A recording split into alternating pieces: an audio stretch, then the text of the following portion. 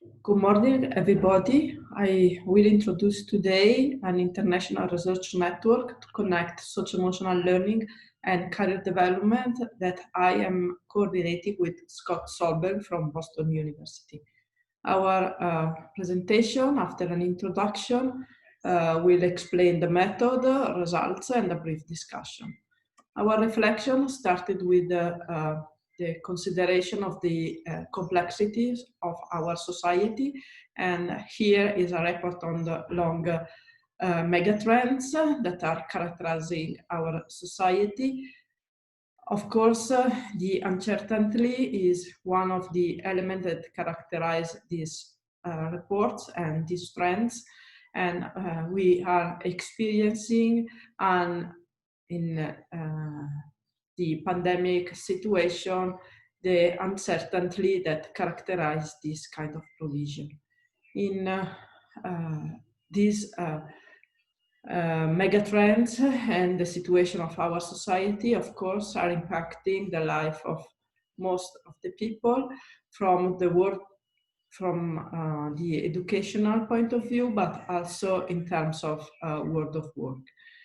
This is, of course, not the only critical situation. There are many complexities that characterize our societies, and in this complex situation, the role of educators is, of course, crucial to guarantee the quality of education for all, and also to help young generation achieve decent work. And we also explore literature and found that social-emotional learning is a crucial element not only for young generation but also for teachers, and teachers with higher social-emotional learning competencies are less stressed, more satisfied as concern their job, and they are also more able to manage class and to provide and support children's success. So with this in mind, we developed our project and found, of course, in the social-emotional learning, the framework for thinking our question, our literature support. For those who are not familiar, in the middle there is the person, and there are 5 core competencies that focus on the self, on the social and relational aspect, and on decision making. And 20 years of research done by the CASEL network show that students have more success at school and in general in their life, have a better health, low at-risk behavior, and in general social and emotional learning support positive youth development. So it was crucial for us to focusing on this aspect, and also to start to think how to connect this social-emotional learning with career readiness. So the emphasis of prepare youth to navigate in the complexity of our society and to become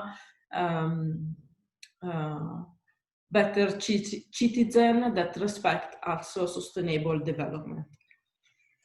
So in our project, we thought 3 phases, and I will describe the first that focus on qualitative studies on educators' perception of self, that we started in 2018, thanks to the collaboration that are promoted from the University of Padova and the Boston University. And we involved in this project thanks to our networking, many universities and researchers across the world. Now we are more or less 20 institutions, and more than 30 scholars that are working in the project. And in the first phase, it was crucial to design collaboration, and each team was for us autonomous, and we provided Zoom to have a lot of meetings, and also we obtained the recognition of the World Educational Research Association as an international research network. The first step was to develop an open-ended survey, and we use, of course, the CASTLE framework and ask educators to describe how these skills are important for educators and what they would like to focus more for helping their students. And of course, each team also had, we had the 3 questions that were the core of the questionnaire, common across all the teams. And also we had each team that prepared some other question.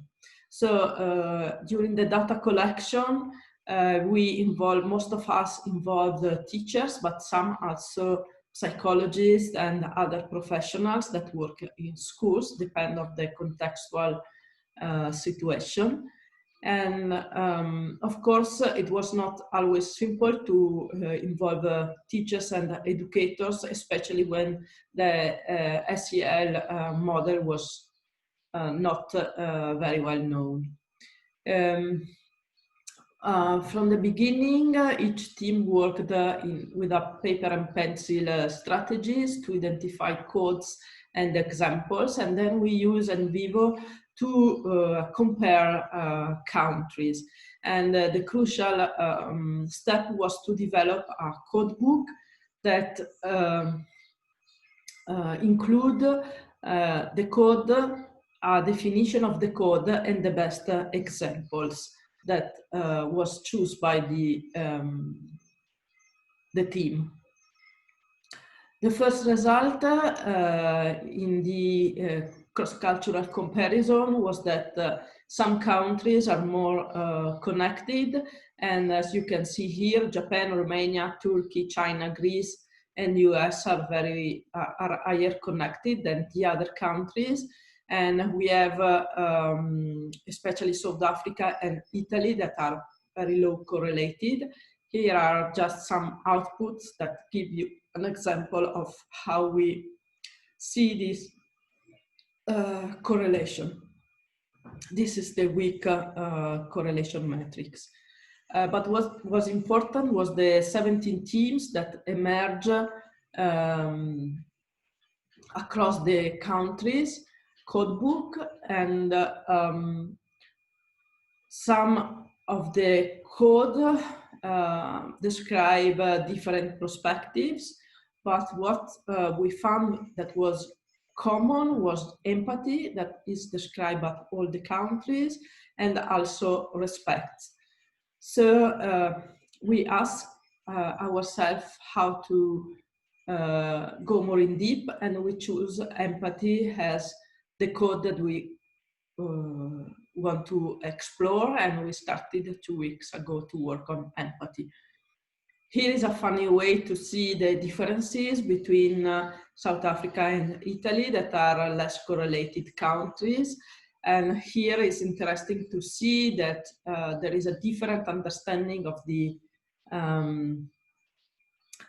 students that in South Africa are considered the learners, while in Italy they have a role, a specific role as a students, and probably in a specific time that is the school time. We also have some unique responses that we had the opportunity to discuss during face-to-face meeting that we had last year. For example, verbalization is unique in Japan, and is the importance that teachers give to the necessity that the students learn to express their feeling and perception and stop to think, and so to move from thinking and reflecting to action. Another aspect unique was for South Africa. The context is very violent, and for the teachers it's crucial to teach restorative justice. And another example is from US, where there is the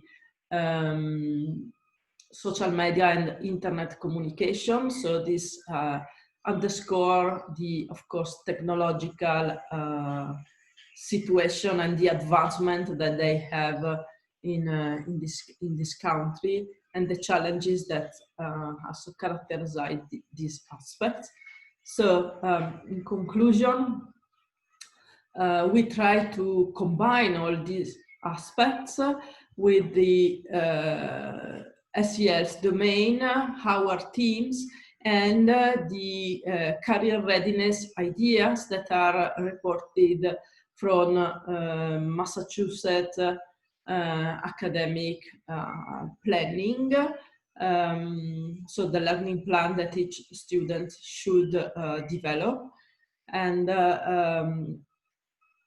we think that these connections are possible and can give us the opportunity to develop some guidelines to give teachers in order to increase the SEL strategies, but also teachers, but also students' career readiness. So thank you very much for your attention.